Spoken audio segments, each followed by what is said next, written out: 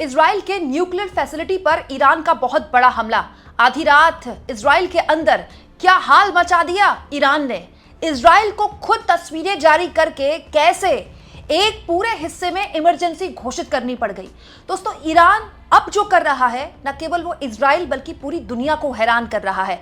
बीती रात कुछ ऐसा हुआ है जिसके बाद खुद इजराइल को, जो अब तक खुद पर हुए हमलों और नुकसान की खबरें तस्वीरें छुपाता रहा है, खुद उसको तस्वीरें जारी करके ये बताना पड़ा है कि कैसे उसके न्यूक्लियर फैसिलिटी पर, उसके परमाणु ठिकानों पर ईरान ने बहुत बड़ा हमला कर दिया है। दोस्तों, ये जो तस्वीरें आप देख रहे हैं ये इजराइल की फॉरेन मिनिस्ट्री द्वारा शेयर की गई है।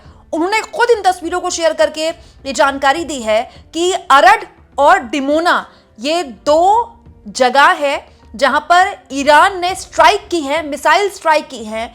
100 लोग इसमें घायल हैं, जिनमें बच्चे भी मौजूद हैं। इस हमले की निंदा करते हुए इजराइल ने इसको आतंकवाद का नाम दिया है। दोस्तों, ये इजराइल के लिए बड़ी खबर तो है ही, साथ में एक बड़ी शर्मनाक स्थिति भी है कि वो इजराइल जो अपने आप को आयरन डोम से सुरक्षित मानता था, उसके आयरन डोम को भेद दिया ईरान ने, और इस लेवल पर कि उसके न्यूक्लियर फैसिलिटीज पर हमला कर दिया है। दोस्तों, अल जजीरा की खबर के मुताबिक जब यह हमला हुआ तो करीब 50 के आसपास लोग वहां पर मौजूद थे, और जहां पर यह हमला हुआ है वो ना केवल एक रिहाइश इलाका है बल्कि ये सदर्न इजराइल का जो डिमोना नाम है ना, ये जो सदर्न इजराइल का हिस्सा है, यहीं पर इजराइल की न्यूक्लियर फैसिलिटी है। दोस्तों, अल जजीरा इंग्लिश की खबर बताती है कि पिछले 24 घंटे में ईरानी मिसाइलों का ये सदर्न इजरायली शहर डिमोना पर 5वां अटैक है। ठीक है, ये जो डिमोना जहां पर न्यूक्लियर फैसिलिटी है इजराइल की, इसके अलावा it's a well guarded city and home of Israel's nuclear facility. ये बहुत ही मतलब वेल गार्डेड सिटी है, बहुत ही सुरक्षित एक शहर है जो कि इजराइल की न्यूक्लियर फैसिलिटी है, परमाणु ठिकाना है। और यहाँ पर बहुत सारे साइट्स जो हैं इम्पैक्ट हुई हैं। 3 मंजिला बिल्डिंग कोलैप्स हो गई है, भरभरा कर गिर पड़ी है।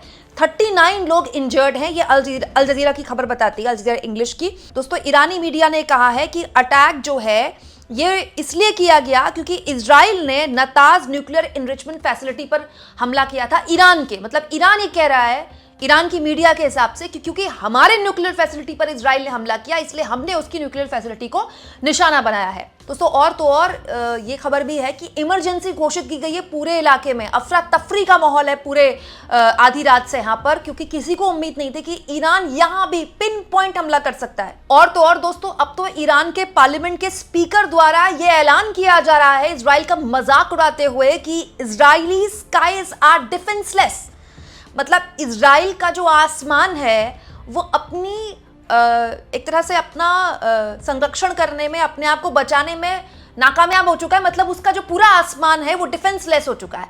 कहने का मतलब ये है कि ईरान ये दावा कर रहा है कि जब चाहे वो इजराइल पर कोई भी हमला कर सकता है। दोस्तों, केवल अल जजीरा ही नहीं, इंटरनेशनल प्लेटफॉर्म बीबीसी वर्ल्ड ने भी इस खबर की पुष्टि की है कि जो न्यूक्लियर फैसिलिटी है इजराइल की, उसको निशाना बनाया है ईरान ने। अब ये उस न्यूक्लियर फैसिलिटी के पास मिसाइल दागी गई है या एग्जैक्टली उस न्यूक्लियर फैसिलिटी पर दागी गई है, इस बारे में तो कोई जानकारी नहीं है। लेकिन इससे ये पता चलता है कि ईरान को ये जानकारी है कि इजराइल की न्यूक्लियर फैसिलिटी कहां है, तभी वो वहां हमला कर पा रहा है। हालत ये हो गई दोस्तों कि आधी रात जब इजराइल के ऊपर ये जबरदस्त अटैक हुआ तो अफरा तफरी ऐसी मची कि अमेरिका के राष्ट्रपति ट्रंप ने एक और बड़ा ऐलान कर दिया ईरान को लेकर कि अगर अगले 48 घंटे में स्टेट ऑफ हार्मोज पूरी तरह से नहीं खुला तो एग्जैक्ट पॉइंट पर यूनाइटेड स्टेट्स जो है ईरान के पावर प्लांट्स पर हमला करेगा। मतलब जो उसके एनर्जी सोर्सेज हैं, गैस के, तेल के।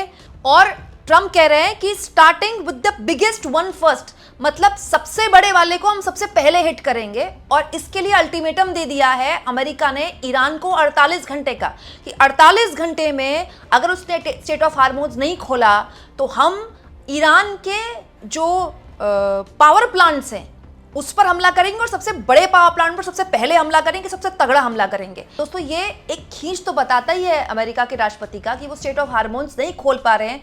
दुनिया की सबसे ताकतवर नेवी उनके पास है तब भी, नाटो उनके साथ है तब भी। खैर, नाटो ने तो अपने आप को इससे पूरी तरह से अलग कर लिया है। दुनिया का कोई भी मुल्क वहां पर अपनी नेवी भेजने को तैयार नहीं है। और हालत यह है कि अब अमेरिका खुद अपनी नेवी भेजकर तो स्टेट ऑफ हार्मोन्स नहीं खुलवा सकता। अब वो ये कह रहा है कि अगर तुरंत ईरान ने ऐसा नहीं किया, खुद नहीं खोला, तो हम उसकी न्यूक्लियर फैसिलिटी पर हमला करेंगे, जिसका जवाब भी तुरंत आ गया दोस्तों ईरान की तरफ से। दोस्तों ईरान ने वार्न किया है कि अगर उसके किसी भी तरह के एनर्जी प्लांट्स को निशाना बनाया गया तो वो उस पूरे इलाके के न केवल दूसरे एनर्जी सोर्सेस को निशाना बनाएगा, मतलब अरब मुल्कों के, बल्कि वाटर सोर्सेस को भी निशाना बनाएगा। याद कीजिए, वाटर सोर्स को इससे पहले भी निशाना बनाया जा चुका है। मैं आपको बता चुकी हूं दोस्तों, ईरान का जो पूरा भौगोलिक स्तर है वहाँ पानी की इतनी समस्या नहीं है, लेकिन अरब मुल्कों में पानी की थोड़ी ज़्यादा समस्या है। हालांकि वहाँ भी बहुत हद तक उसको काबू पा लिया गया टेक्नोलॉजी की मदद से, बड़े बड़े वाटर प्लांट्स की मदद से। लेकिन वहाँ के लोगों के लिए अगर वाटर प्लांट्स हिट हो गए तो मतलब उनकी लाइफ लाइन हिट हो गई। क्योंकि दोस्तों अगर तेल का प्लांट हिट हुआ, अगर उसको बनने में साल, 2 साल, 3 साल का वक्त लगता है, तो वाटर प्लांट को बनने में भी वक्त लगता है। तेल को तो आप कहीं से मंगा लेंगे, क्योंकि आपको एग्जैक्टली पता है कि उसकी डिमांड कितनी है। हर देश को पता होता है ना उसका कंजम्पशन कितना है। लेकिन आप पानी को कैसे मंगाएंगे? कैसे कोई देश डिसाइड करेगा कि एक आदमी उस देश में रहने वाला इतना पानी इस्तेमाल करता है? क्योंकि सुबह से लेकर रात तक पानी के बिना तो हमारा किसी भी तरह की जिंदगी नहीं बीतती ना, चाहे हम उसको पीने के लिए इस्तेमाल करें या जीवन के दूसरे हिस्सों के लिए इस्तेमाल करें। तो ईरान ने यहाँ सीधी वार्निंग अमेरिका को पलट कर देती है कि अगर हम पर, हमारे एनर्जी सोर्सेस पर हमला हुआ तो हम उसी इलाके के दूसरे एनर्जी सोर्सेस को भी निशाना बनाएंगे और पानी को भी निशाना बनाएंगे। मतलब आप कह सकते हैं दोस्तों कि 20 दिन से ऊपर इस युद्ध को लड़ने वाले ईरान में कहीं कोई थकावट नहीं है, और अब तो इसमें कोई दो राय भी नहीं है कि ईरान लंबी लड़ाई की पूरी तैयारी में है। अगर अमेरिका और इजराइल लंबी लड़ाई की तैयारी में है तो ईरान भी इस लंबी लड़ाई की तैयारी में है। अब 48 घंटे का अल्टीमेटम अमेरिका दे रहा है। क्या यह अल्टीमेटम इजराइल के दबाव में है? क्या यह अल्टीमेटम पिछले ट्रम्प के अल्टीमेटम जैसा फुस निकल जाएगा, या फिर इस बार अमेरिका तैयार है? क्योंकि ऐसी जानकारी भी है दोस्तों कि अमेरिका अपनी ट्रूप्स उतारने के लिए भी तैयार है। अब ऐसे में मतलब ये बहुत ही अजीबोगरीब स्थिति है दोस्तों, क्योंकि दोस्तों अगर स्टेट ऑफ हार्मोन्स में किसी भी तरह का कोई भी गतिरोध होता है या कोई भी टकराव होता है तो वहाँ ऑलरेडी बहुत सारे वेसल्स फंसे हुए हैं अलग अलग देशों के। तो क्या कोई भी देश चाहेगा कि उस जगह में किसी तरह का टकराव हो? अभी बहुत ऐसी स्थिति बन गई है जिसमें कुछ भी कहना जल्दबाजी होगी। हाँ, लेकिन यह है कि ईरान ने अपने शब्दों में और अपने इरादों में साफ कर दिया है कि किसी भी हाल में उस पर हमला हुआ तो वो हमला करेगा। हैरानी इस बात की है दोस्तों कि वो ट्रंप जो हर दिन दावा करते हैं कि उन्होंने ईरान की नेवी तबाह कर दी, ईरान की एयरफोर्स तबाह कर दी, उस ईरान को उनको अल्टीमेटम कैसे देना पड़ रहा है?